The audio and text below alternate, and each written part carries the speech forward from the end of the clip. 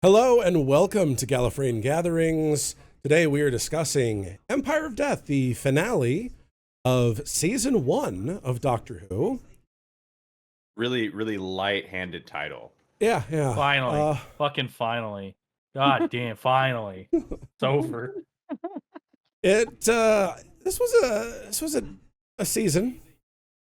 We had a season. There were some ups. We had a season. There were some ups. There were also some downs. Which one is this? Ups. You'll find out. It's I'm Scott. I'm the classic Doctor Who fan. I've watched all of Modern Who as well. I love Doctor Who. Josh.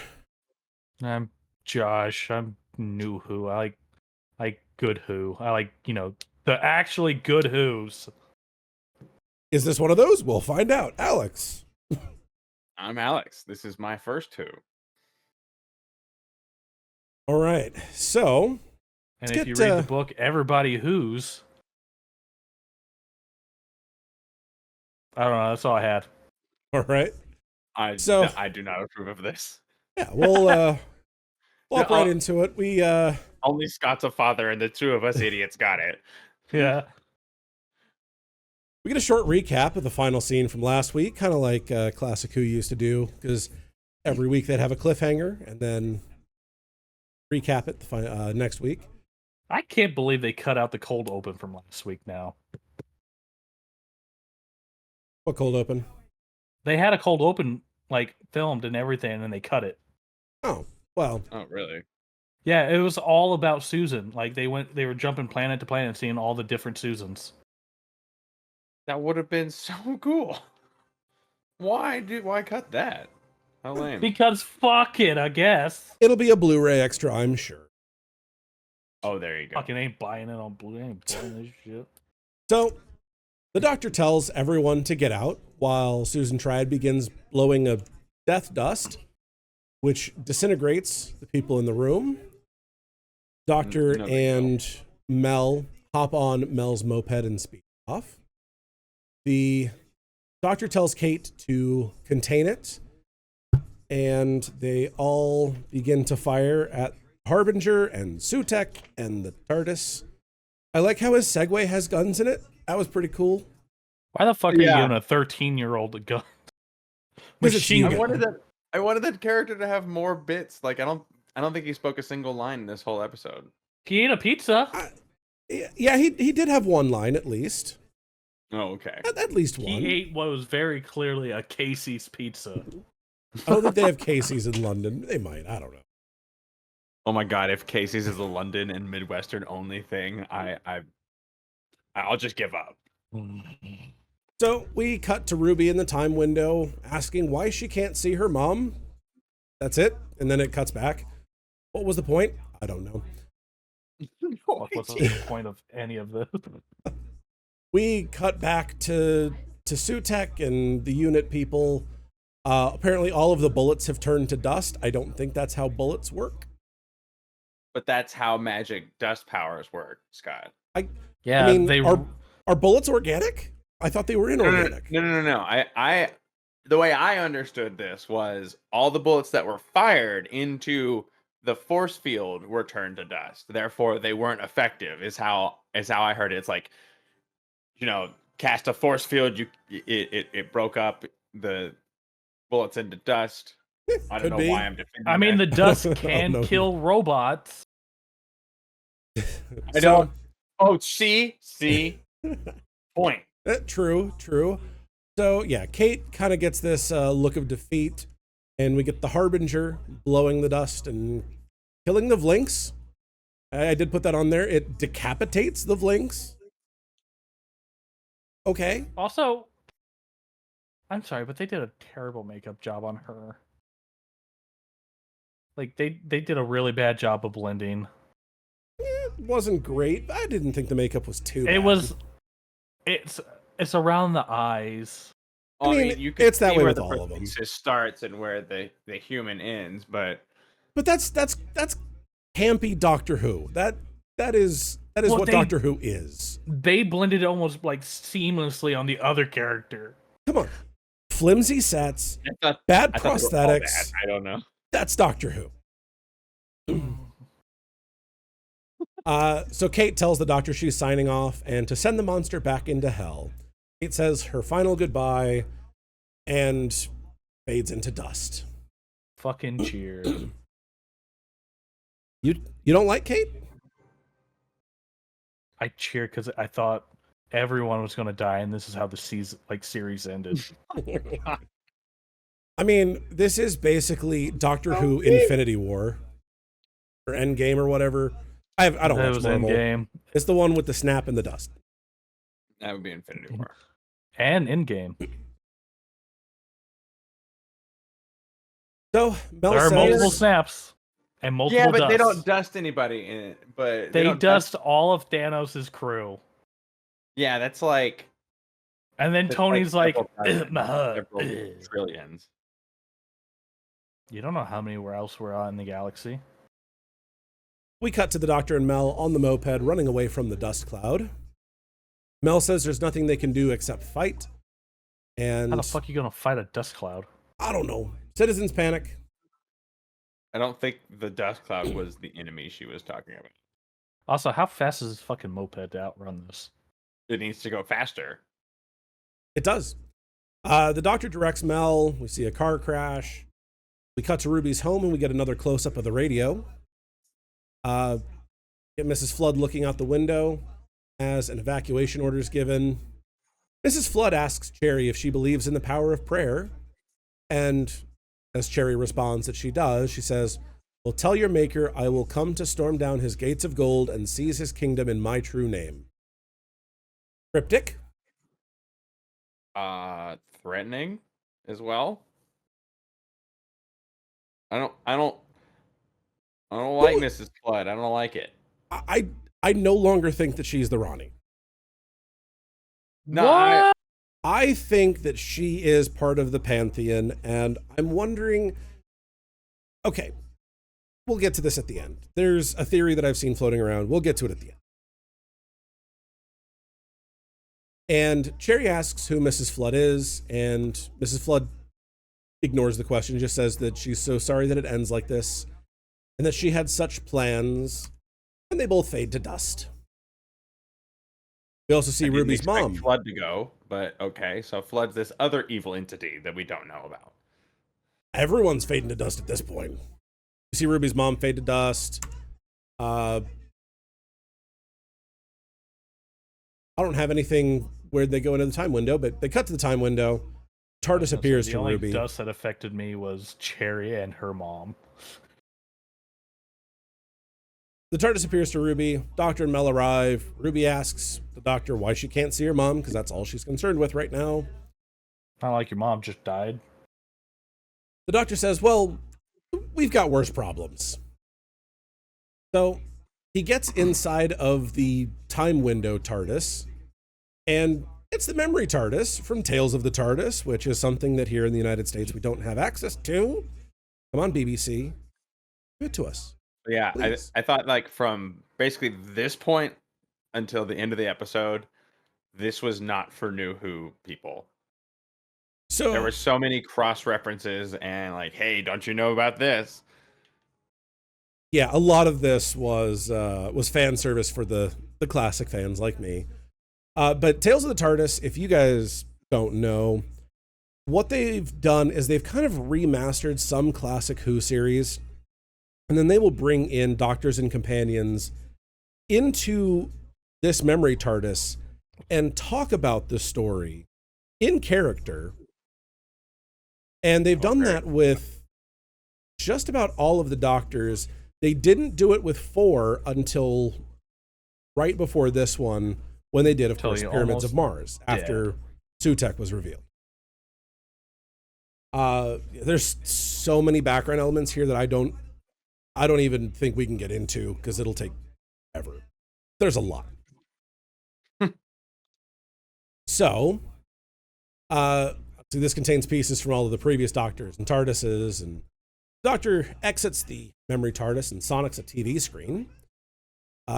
Also, just pointing this out, that is very obviously a CRT, and a CRT is not that thin. No, they didn't take the tube with them. Doesn't have a tube. That's what I'm saying. Put the tuba There's, down. there's no the tube tab. in the box either. It's No, tubeless. they just removed the screen as if it were a tablet. That is not how CRTs work. No, none of that. None of that was It's space magic. I guess. But listen, I'm the type of person that will watch people repair CRTs, and that bothered me. That bothered me a lot. I know it's a small thing for most people. Yeah. So he also explains how the TARDIS is made of memories and it's feeding off of Ruby. And Ruby remembers the TARDIS and it solidifies. Just zoom back out on that picture now. Memory is time. No, zoomed out all the way. There. That's not how time works. So it solidifies. I didn't. Sutek arrives in the time window, says, "We meet again, my old friend." The Doctor explains who Sutek is to Ruby, and says he's the greatest monster I've ever fought. And we get a nice little shot of Pyramids of Mars on the TV. Look, that was nice in the background. Yeah, so we got the fourth Doctor here, and we got Sarah Jane here. And that was one of the Scarmans, the brother. I can't remember his name. I just watched this yesterday. Oh, well. So, Doctor says, "I sent you forward to your own death." And Sutek says, "Well, instead I found a home," not explaining how he did this. Because if you've watched the episode, it's very apparent that Sutek is dead. Dead. Guess not. No. Yeah, but because of how he remembers it, he changed time. He says that he clung to the TARDIS, hidden, traveling with him all this time as he evolves into his true godhood. And he must have waited a long time, because I know the 12th Doctor and River Song spent like 24 years on Beryllium. Remember that, Josh? Yeah. Yeah. None of this made fucking sense. Yeah. No, it didn't. And yeah. Didn't make sense. Just I suspended my disbelief for the rest of the episode, and it's better with Doctor. So did I, and then it still got broken down. Yeah, well, yeah, this, yeah. The Harbinger has control of the real TARDIS, and Sutek says he saw so many secrets in the TARDIS. He must have also seen River Song being conceived. What a pervert. Oh my. You tried to make a popping noise, but your noise gate filtered that. Yeah, no, but you know what? I heard it. It was really for me anyways. Her name, put it in post. Says, as we get a shot of the Doctor's granddaughter, Susan, which I did not get an image of. I don't know why. We finally see Susan for the first time since, the 5 Doctors? Long time. I really hope we get Carol Ann Ford back next season, at least as a king. Big disservice. He created an apparition of her universally in every world the Doctor has landed on since the events of Pyramids of Mars. And she's going to bring Sutek's gift of death every world. Cool. Cool. The Doctor damns Sutek in the name of life itself, swears that he will stop him and turn back death, then asks why he's still alive, why Sutek isn't killing him. Don't really get an answer here. Then the Doctor asks if Sutek has ever felt so alive with this doubt. A woman's name keeping him from killing the last 3 people in the universe that he wants to kill. Sure. I buy it, sure. Why not? No, it doesn't make any fucking sense.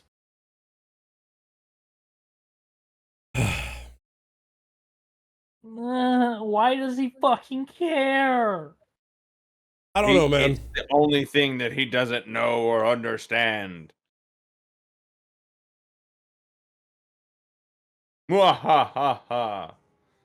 So the group runs into the memory TARDIS. Mel sees the Sixth Doctor's cravat and coat, which, of course, sniffs it. I don't think she sniffs it. She just kind of like feels it and puts it close to her. I'm a huge Sixth Doctor fan.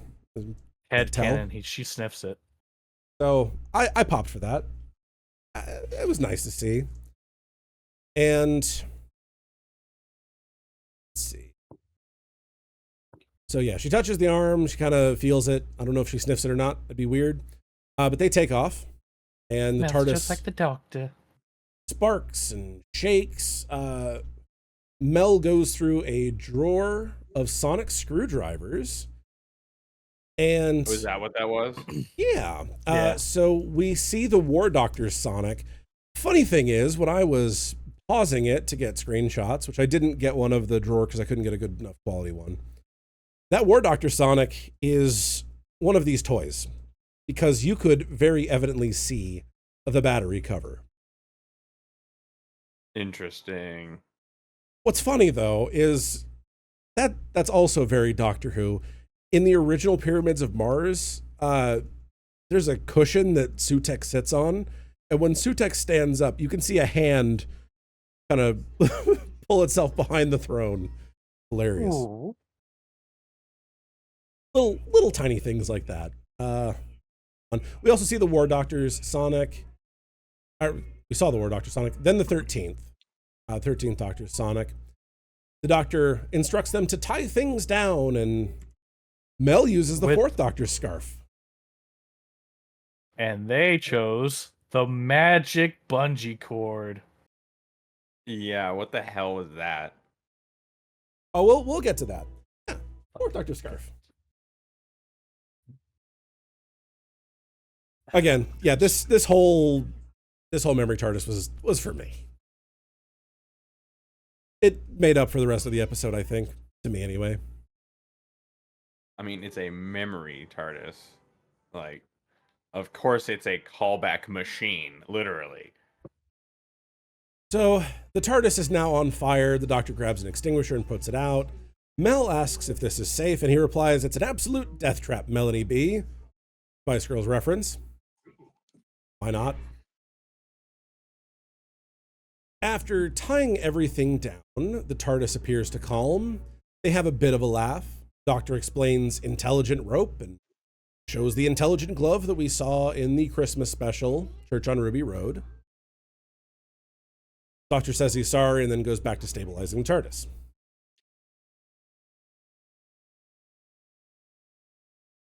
We then get an explanation of the perception filter that surrounds the TARDIS.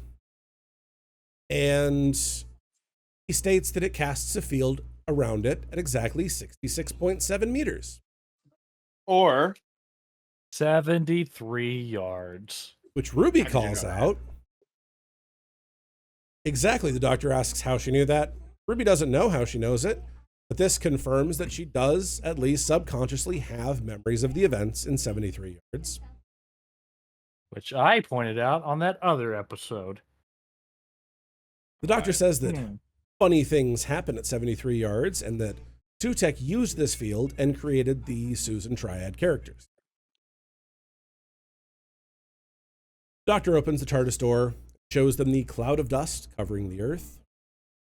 Ruby realizes that everyone she knows is dead. He then closes the door, and he mentions various planets that are dying. Venus, which is a callback to the Third Doctor. Telos, which is a callback to, I want to say, one of the Cybermen planets.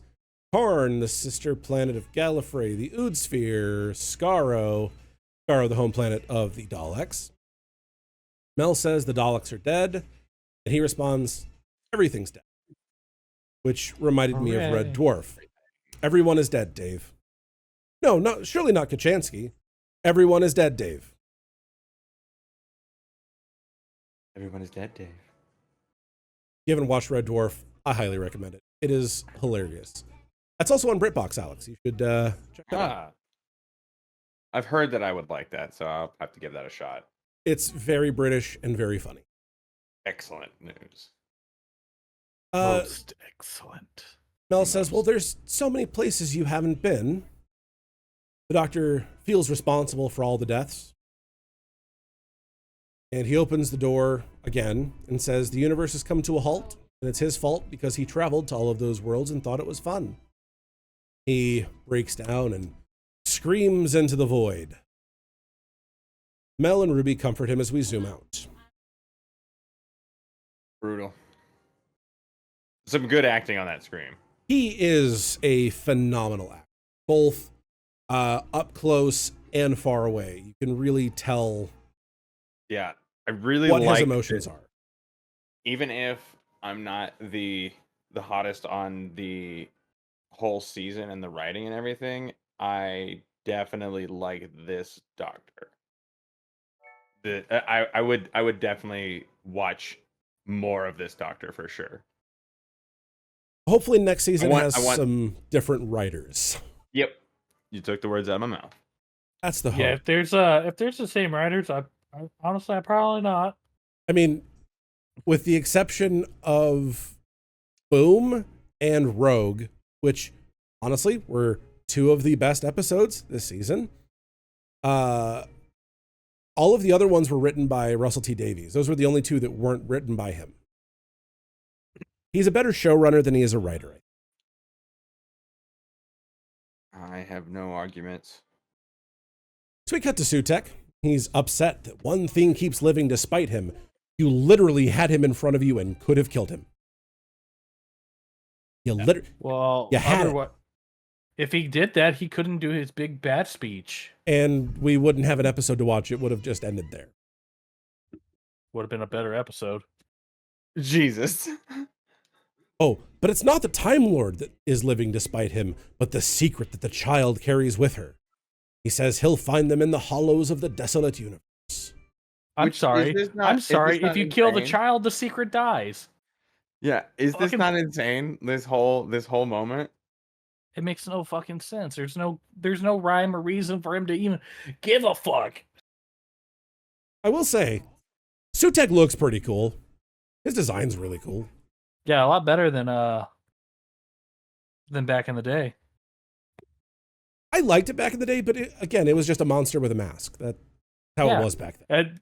It would be a shame though if they had him, move. Yeah. It Be a would real definitely be a shame. So we cut to a barren planet. The Doctor enters a tent and asks a woman where they are. What Yes. the no. hellfire was this? It was a slow moment to kind of cut away from the action, I think, but we've already had slow moments. So It What was- it? It What was the straight fuck up was this fucking. narratively? It was filler. It was filler. They needed yeah. it for the fucking runtime. But here's the thing, like it was What? over its normal runtime. It was already a long episode. They could have cut this and been fine. What the hell? I think it was an attempt to show the desolation, and the bit at the end was an attempt to kind of tug on our heartstrings. But I felt how nothing. did this person survive? Like you answer you, He'd never been to this planet before. That's how I assume. but then it caught them by the generational loophole that we just now. What? Sure. Also, the scene at the Why very not? end makes no sense too, considering where she fucking dies. So yeah, she doesn't know where they are. Hasn't seen anyone in Neither does weeks. the We cut to a baby in a basket. Despite not hearing any cries, she tells the baby to hush. Foreshadowing later. He asks, I mean, this was a deeply disturbing portion of the episode, simply just for the like dementia coding that they were doing here, like deeply unpleasant scene. But also, if she was touched by the dust, why is she not dead? Everyone is dead. Why is she not dead? she hasn't been touched by the dust. Her child has. There's dust everywhere. But not that dust. He asks who the baby is. She says, Then she just gets touched by the dust? I think I called her Brindle D, but she forgets. She says that memories are dying, doesn't remember who her husband was, aside from the fact that he was tall. She does remember an opera house. The doctor asks if she has any metal, and she says, well, that's a precious thing, metal. He says he doesn't think anything's precious anymore. Why? She says he's got a nice face and grabs him a spoon. He thanks her for the spoon. The spoon kind of felt like a reference to Hellbent, where the doctor is eating soup on Gallifrey. I was hoping this was a reference. Otherwise, this is literally just a MacGuffin. It's a straight up MacGuffin. Yeah, it is. Except for it was good soup. So he thanks her, says he's going to use the spoon and may even save the universe with it. She says that he should go, and then she turns to him and says, I think my daughter died, didn't she? And I forgot. Doctor confirms and says that he's sorry. And then she gets hit with a fucking dust particle. She explains that death travels up the family line and can travel backwards from child to mother, which is weird. Timey-wimey, I guess. Wibbly wobbly. She says she's very tired and again reiterates that he has a nice face. She then fades to dust. The doctor Good talk. returns to the TARDIS and puts the spoon into the side of the TV like a USB stick. Yeah, MacGuffin activated. Well, how else is the TV gonna work? They This clearly was needed either silver or stainless steel to turn the TV on. He didn't have any metal in the TARDIS? I guess those were memories of metal and not real metal. That was the thing. Okay. That was the thing. He needed something real. That wasn't, yeah, because he even mentions it, like, it needs to not be a part of the TARDIS. He's wearing a belt. Is the belt a memory? Who knows with him?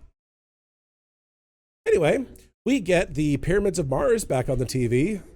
Again, a nice Who's that? shot of the Fourth Doctor and Sarah Jane. Ruby asks who they are, and he says, oh, they're just people that traveled in the TARDIS. And that's how he knows Mel. Mel had forgotten that they met Einstein, and she's holding the Seventh Doctor's vest, or jumper, as they call it. It's a Mario. I've tried to knit that many times, and it's tough. So, Ruby asks why Sutek is going on the attack now, and as she does, I like this fire pit. that is the 13th Doctor's TARDIS console. Is that not clearly a spider that's dead? That's why I like it. It's Dead spider. I did not care for the 13th Doctor's TARDIS. That was the whole centerpiece of it. Just imagine it huge. It was weird, very crystalline. So we get flashes of Ruby's biomom on the screen as she's asking about Sutek. Doctor trying to figure this out and realizes that Sutek saw the one thing beyond his comprehension, Ruby's mother. Mel gets called by Sutek somehow as the Doctor and Ruby continue talking. We see a clip of Roger Ap Gwilliam, the news from 2046. They pass the TV back and forth because the Doctor can't see it when he has the TV. So Ruby holds it for him. And Again, none of that is explained or anything. We just move past that. Well, it's because she's fucking special. yeah, she's so special. Her mom is so special, and she's so special. And anyway, Fucking magic. the Doctor recognizes who this is, realizes that he set up compulsory DNA testing for the whole population.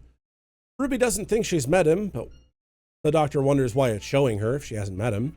The Doctor She's dying. thinks She's that lost her in memory. 2046, they'd be able to find who her mother is due to the DNA testing. Is she still alive in 2046? Yes. She took a DNA test. Turns out So She had no plot. he takes off in the TARDIS. Things fall out of the ceiling, and he gets a whistle. I'm sure that won't come in handy later.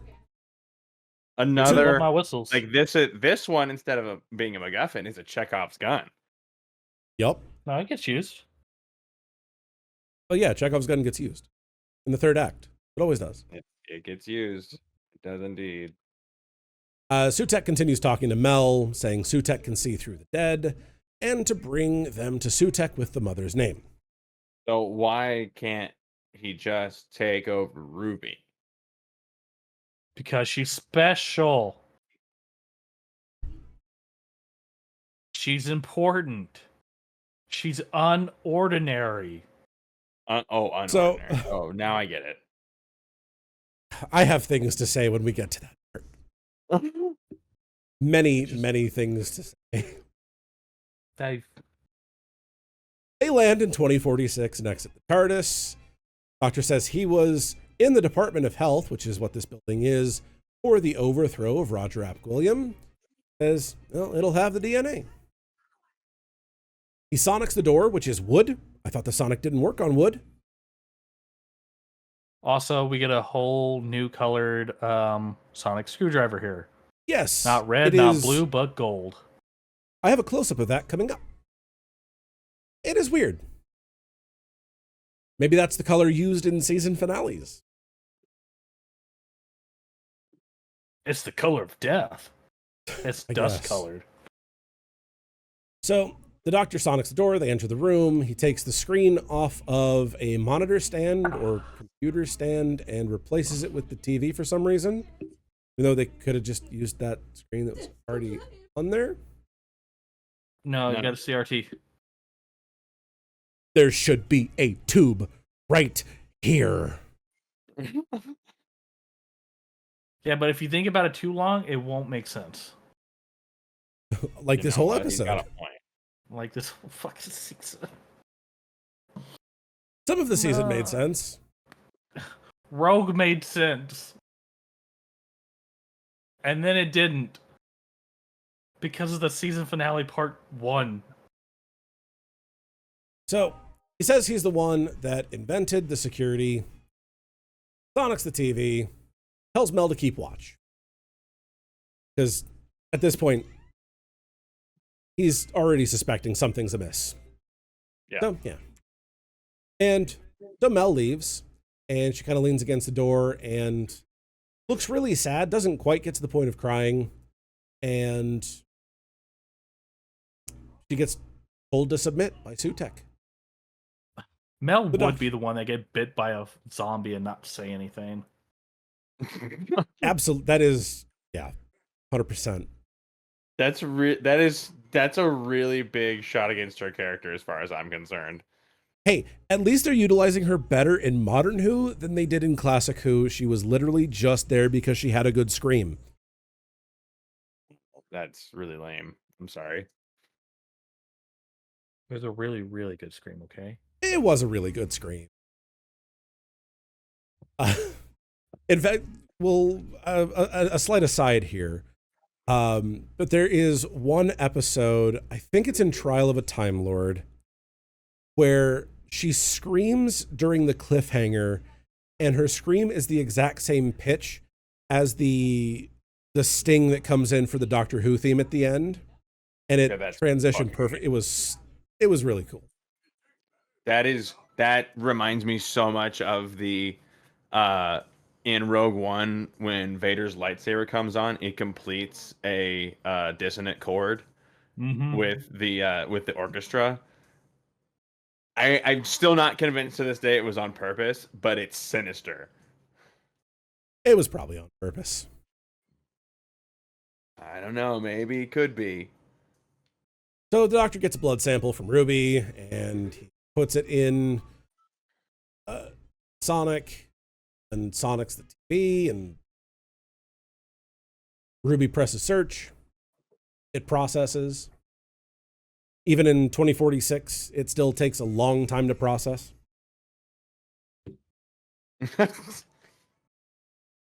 Hey man, this computer literally has one job. Hey, Sometimes an algorithm is just really, really complex, okay? I guess. Melanie hears more from some can Sutek, solve. and we hear Carol of the Bells. Begins to snow. Mel is shivering. There's a crash of some sort that's never explained.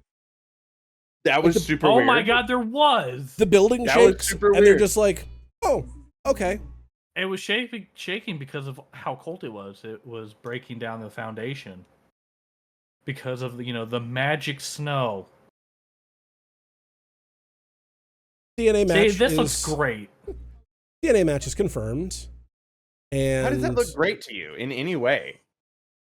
Ruby doesn't not know. the eyes, but Look, everything the else skin- looks great. The skin tone is wrong. No, the skin tone's perfect. Ruby doesn't know what the result means. And then we see Mel holding her hand up to the doctor. He says that she's dead and that he loved Mel.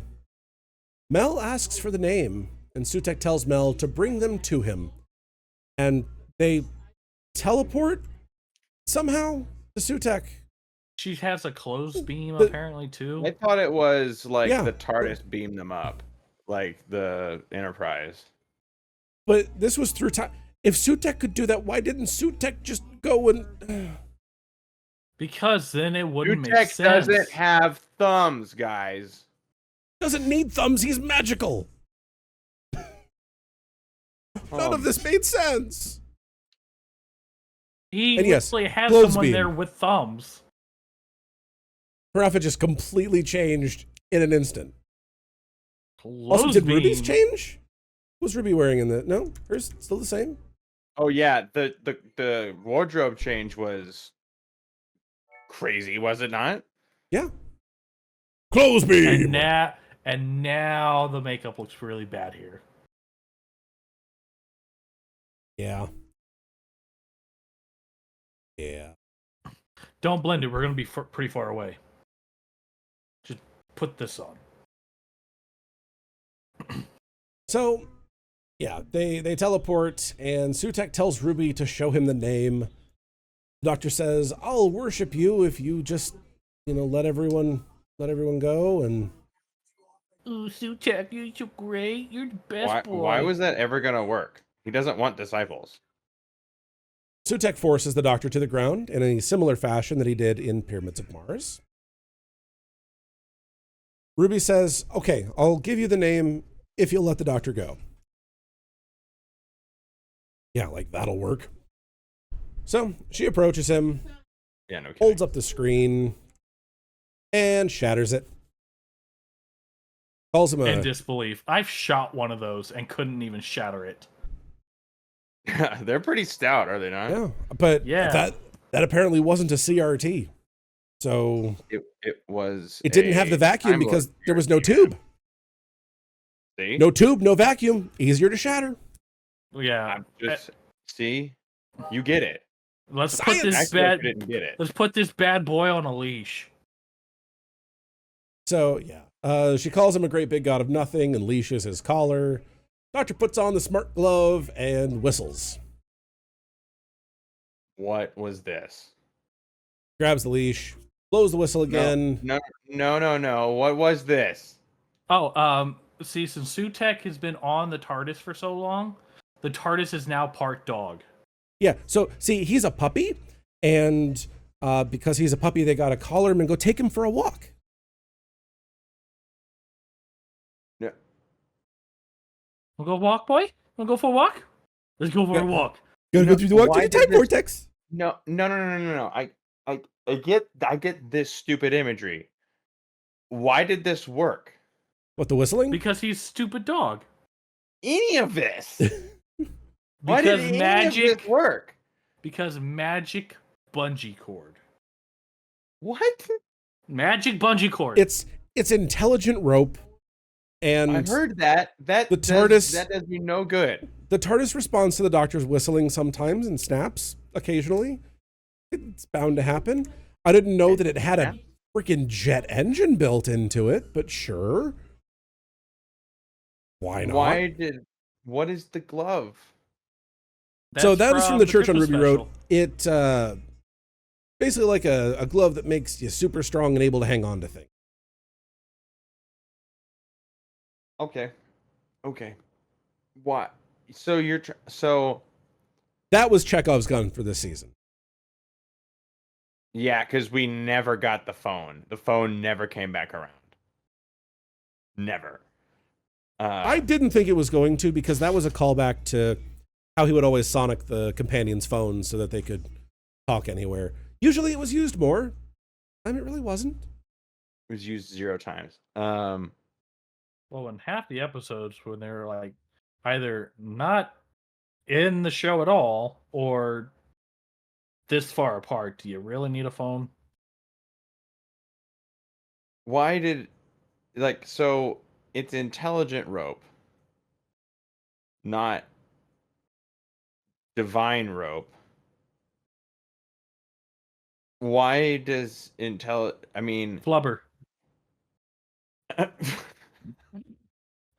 So I I don't mean, have a, Best answer you're gonna fucking get, Flubber. I was thinking it was more of an atheist thing where intelligence beats gods, but I don't know why this worked. I don't think there was a hidden message for this one. I think it was just supposed to be campy fun, and it made no sense.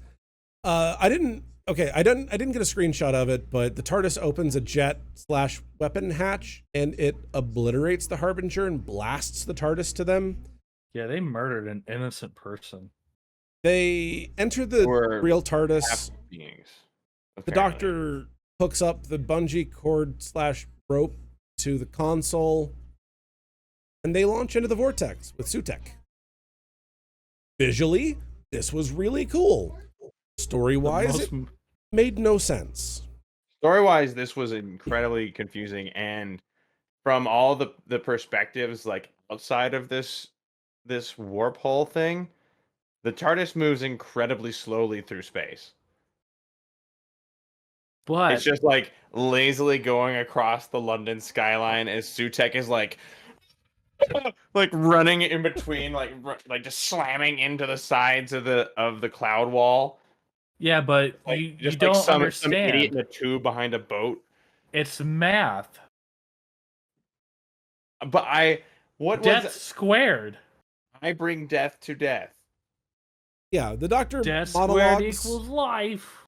and said, if you bring death to death, you bring life. Okay, here's the thing. Death died in Torchwood, and that was a very bad thing because people couldn't die. You're bringing death to death, and people come to life, and are they gonna die? I don't know. Dude, we've seen we like this is not a new narrative. Like eliminating death sounds great on its surface, but look at all the consequences. I was like, this is immediately gonna backfire. So No, Sutek because people won't starve to death. tears into the vortex. It opens the sky and revives everyone somehow. Because he brought death back to death. Yeah, death squared equals life. So Literally how I life. heard this is he had to travel through 70 years of Doctor Who canon to be like, okay, well, I came to this planet at this time, I came to this planet at this time, I came to this planet this many times, I went here, and then I'm like, all right, well, hold on, he's like going down a checklist. This becomes far more romantic, or far less romantic rather. Somehow it recapitated the Vlinks. Yes, yeah, no, it like reversed time because it's a time machine. I figured it out. Though personally, I was thinking here as I was watching the show at this exact spot. I was like, when you're wanting to film this scene, you could just like, okay, so what do I do here? Okay, lay down, pours dust on top. Yep. Yes. I'm alive. I hope this isn't asbestos. Joke's on you, it is. Sue us, we're Disney. So I do wish that there had been some lasting consequences. The Deus Ex Machina with Doctor Who, sure, it's a staple. It's too overdone. At least it wasn't like Journey to the Center of the TARDIS, where it was literally a big red button. I'm thankful for that. Wait, you got to like push the undo button? Yeah. Yeah. Fantastic. Yeah. No, it was. I wanted to like that episode going into it, and I But you didn't.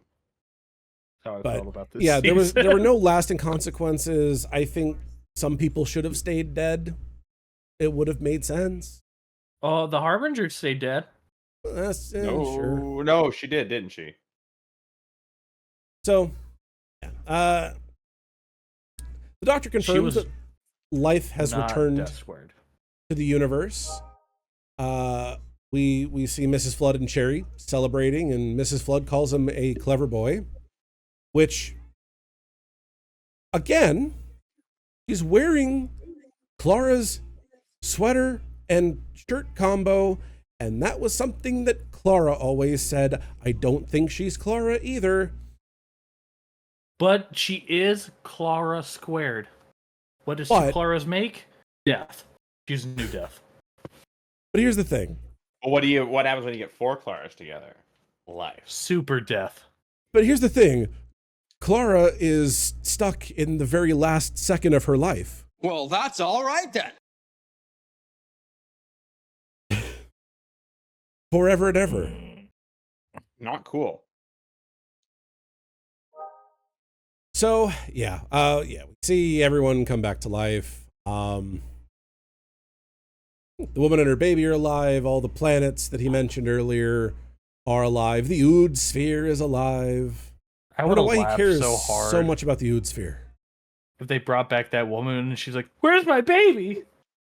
Halfway across the planet, they show the baby, I mean, they did bring back the woman and her baby. They're alive. but not in the right way. They were nowhere close to each other. Yeah, well, the Doctor and Ruby embrace. Doctor says that they fought a monster and he's now got to become one. Again? Monologues to Sutek some more, saying that he represents life. Great. And now he's the one that brings death. He closes the door and severs the rope. But Yeah, now it's just the force of normal rope. Sutek pulling on the rope and the TARDIS and force, that doesn't... Sure. Okay. Well, he kind of like right at the end, he like pulls it and kind of destabilizes the Doctor, and then he tries to pull himself up the rope, and I'm like, what have you been doing? Yeah, why, You've been why on now? a cosmic timey-wimey taxi ride for like probably the last half hour, and that's being conservative. He's been like surfing the waves, okay? Yeah, been hanging 10, chilling out. Yeah. Cowabunga, y'all. So, yeah, severs the lead, casts him into the vortex Technically unprotected, tubular. and it obliterates Bad Doggy. Bad. Bad. Disintegrates. Somebody needs to clip his nails so he doesn't get enough exercise. So, when's Sutek coming back? Because he died last time and came back, and he's dying this time. When's he going to come back? Next season? Please no. No, don't. Well, please he don't. just has to remember himself not dying, and then he'll be back. I don't know. Because that's I how mean- time works. That is how time works. Yeah. That's proven in the 11th Doctor era. It was proven in this one too, apparently.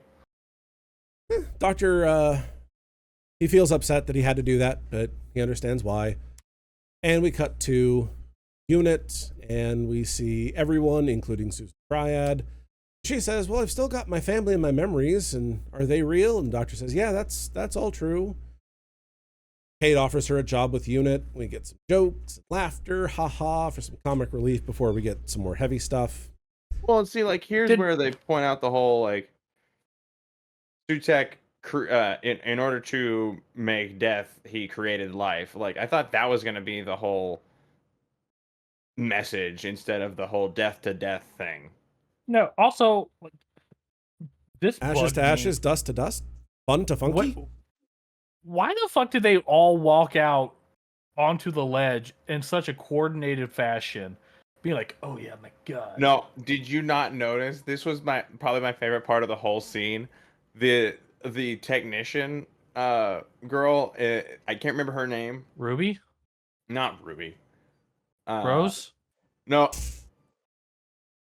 I just blanking on her name, but like as they're walking out in a coordinated way out into the horizon, you can see her watching her co-actors just going, Are you gonna stop here? No. Are you gonna stop here? It's the greatest thing because you could just see her side-eyeing the rest of the cast.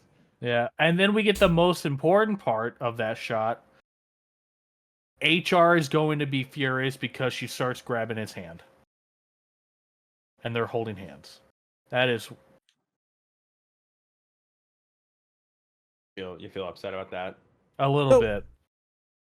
We get we get a note that, not a note, but they say that they found a DNA match for Ruby's biological mom, and she is a nobody, a regular person. Okay. Russell T Davies went on record saying that this was directly in response to the rise of Skywalker and how everyone hated I fucking Rey's knew it. parents were Palpatines, and I knew it. But here's the thing, and Josh, I think you can explain this better than me. What's wrong with this? What? Are you talking about the fact that, Ruby had fucking magical powers? Maestro was like, oh my god, you have power within you like none other. Not only the fact that we got multiple times in this episode alone, what is the mother? Why the fuck does the mother in the memory turn around and point? That is hands down the worst part of the whole episode. Why the fuck was a 15-year-old girl in 2004 wearing a black cloak at Christmas? Oh yeah, I forgot about that too. I mentioned that the other night. That made no sense at all. Russell T Davies has also gone on record saying, well, that was just, time shrouding her. Fuck off. No, it fucking wasn't. He was there during the present. She was wearing that shit. Also, was it 73 yards? Ruby goes and talks to what's her name and be like, can you find my family? And she's like, no, we can't find anybody. You're telling me the most high-tech, most powerful agency in the fucking world couldn't find a goddamn nurse 5 blocks that way? We get some sort of explanation saying, well, she was important because we thought she was important. That's the dumbest fucking shit. Fuck you. Why did she point to the street sign? This felt like you're still mad about Star Wars. Why did she point to the street sign? She was a goddamn Kenobi, and we both know it. She didn't name her Ruby. The people at the church named her Ruby. None of this makes context in the sense of what we've seen the whole season. Who would have been there except for timey-wimey time gods?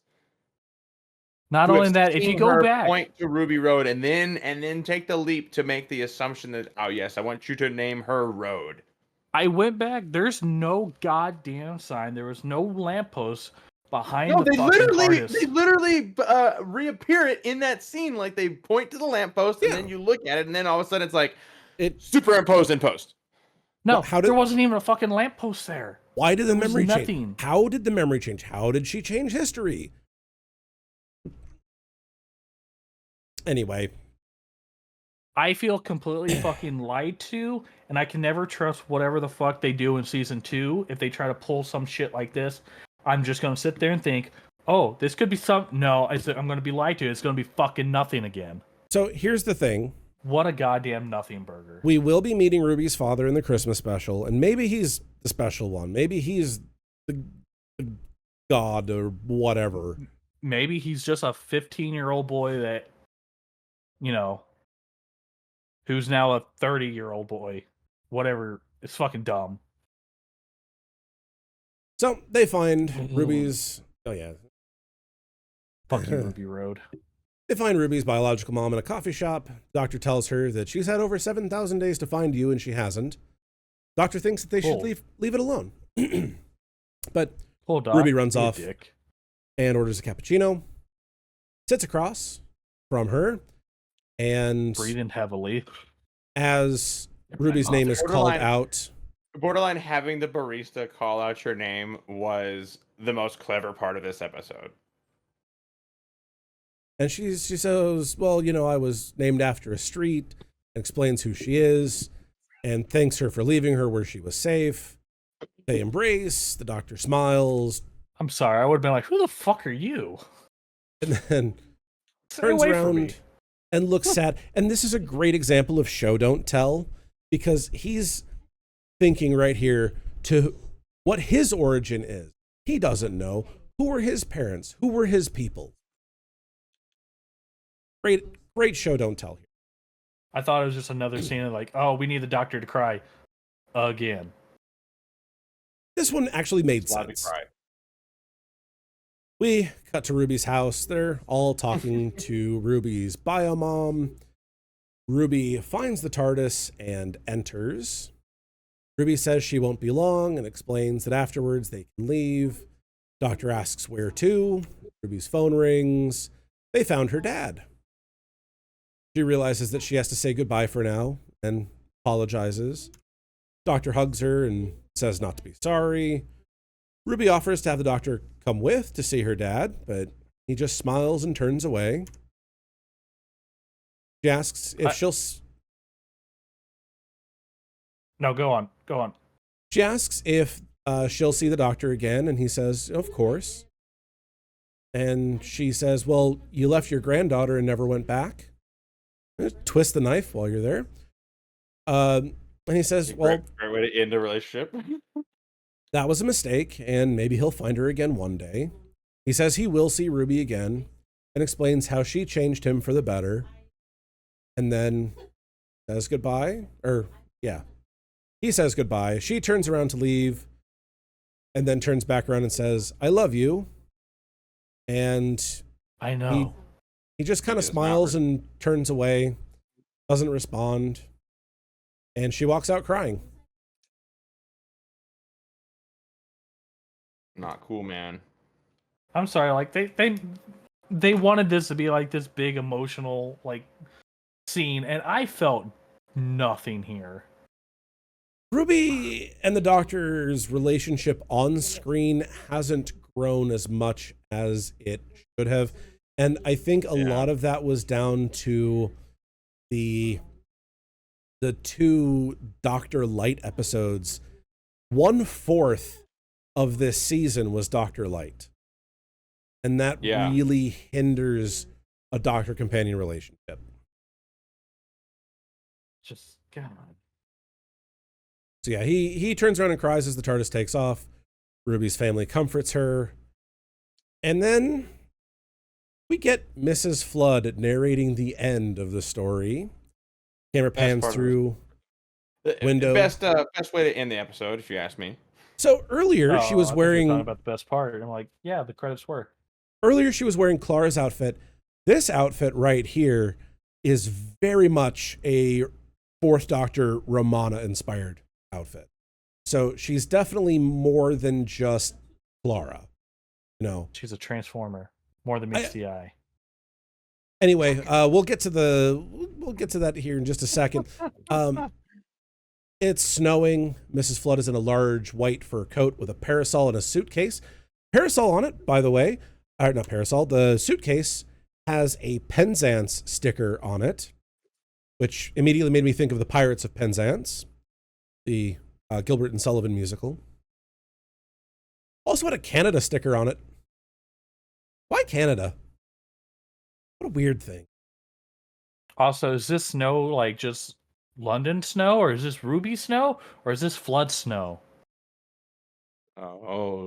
Maybe. Dear. She asks, Ruby still ordinary, or is she Snowfall? She asks what happens, you might wonder, to that mysterious traveler in time and space known as the Doctor. I'm sorry to say his story ends in absolute terror. She smiles to the camera and says night-night. Night-night. So, people are speculating that she might be the god of stories.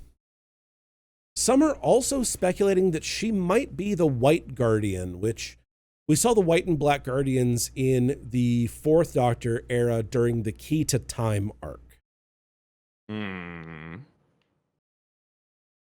We won't know for sure until Christmas at the earliest. So we have 6 months to go. I want to put out my theory.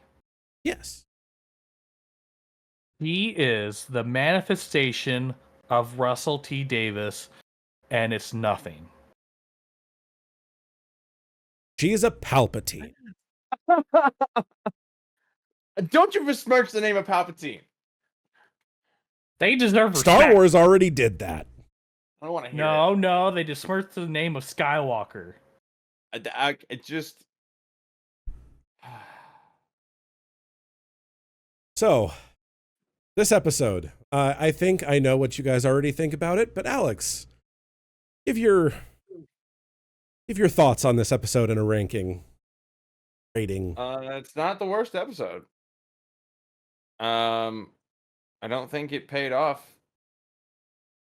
hardly anything I wanted. I kind of dug the whole nobody narrative because I also didn't like the bullshit with Rise of Skywalker. You can thank J.J. Abrams for that because Rian Johnson penned in that her parents were nobodies, and then J.J. Abrams was like, "Fuck that." I know, like some of the aspects I liked about The Last Jedi. My favorite of the sequel trilogy. Yeah, probably mine too. Not But saying we're a not here lot. for that. I'm not saying a lot at all. I like the trilogy. No, it's not my least favorite episode of this season, but it's definitely in the bottom half. Oh, it's a fucking solid 1 out of for me. No, dude, freaking 73 yards or whatever this shit is still. I would sit through that 10 times before I'd watch this episode again. I like I was 73 happy. yards. I was super personally. excited. I was super excited halfway through this episode that I knew for a fact that all those fuckers in 73 yards died again.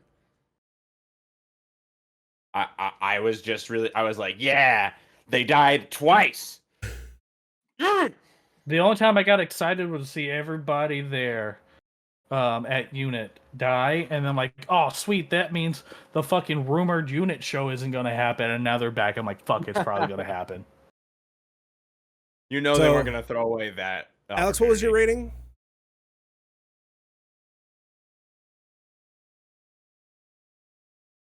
Five. Give it a 5 out of 10. Josh gave it a 3 out of 10. I gave it a 1. He gave it a 1, dude. Yeah, you gave it a 1. You gave it a 1. I'm not trying to artificial. I legitimately forgot. Sure. Try to inflate my score. He gave you more realistic score.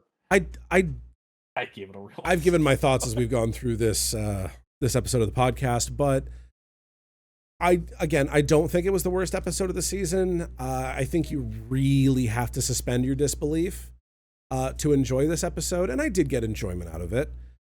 But narratively, it didn't make a whole heck of a lot of sense. I think they kind of cheapened the legacy of Sutekh from Pyramids of Mars. I don't think they should have brought him back. Having the original voice actor back was cool. Because he's in his 90s now. Well, I mean, the voice acting for Sutekh was really good. I think I would probably give it. I don't remember what I gave Space Babies. I want to rank it above Space Babies, but I'm gonna say 4 out of 10. Yeah, I thought it was entertaining, but I really didn't appreciate that there was little to no exposition for people who didn't know about Intelligent Rope or, it was a lot of fan service, which is fine. I like fan service, but there was no connection given to new watchers, and narratively speaking, the amount of plot holes in this was really unacceptable. I haven't been this upset since watching Acolytes episode 3 and 4. So just recently, Josh is mad all the time. Yeah, he is. I am a happy person. He really is. You hate watch. That's what you do.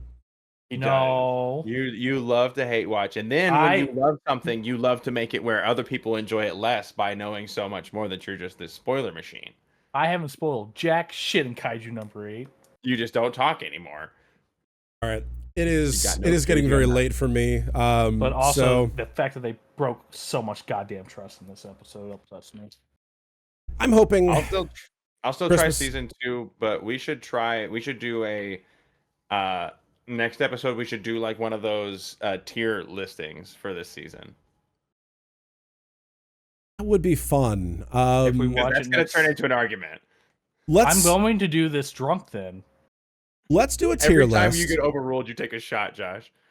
Yeah, let's do a tier list. Every time I Well, see, we're also going to review Heaven Sent next time. Yeah, stick around. We're getting into some old goodies, huh? Heaven Sent is my favorite episode of Doctor Who of all time. Classic, modern movie, what have you. It is phenomenal, in my opinion. I hope you like it as well. So, with that being said, we're going to go ahead and call this episode here.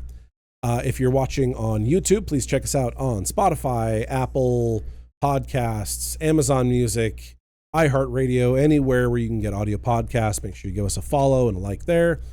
If you're listening to us on any of those services, please check us out on YouTube, on Twitch. Our links are in the description of this episode. Consider giving us a And- like, follow, and rating. Yeah. It helps the algorithms. And we do have a Patreon as well. If you join that, you get access to a special area of our Discord. You will also get the video podcasts going forward. So after this episode, we will be audio only except to patrons. So if you want to see us, make sure you check that out. yeah, we you do, want to see the most pissed off faces I can make? Pay for that. Yeah, there's quite a bit of visual humor you'll miss as well. We usually will put up the images, snapshots and stills of the footage that we are currently commenting on. So if you want play-by-play references, please join the Patreon. With that, I wish I I want could to pull thank my grenade out. I want to thank all of you listening and watching for joining us. Alex and Josh, I want to thank you for joining me for this season.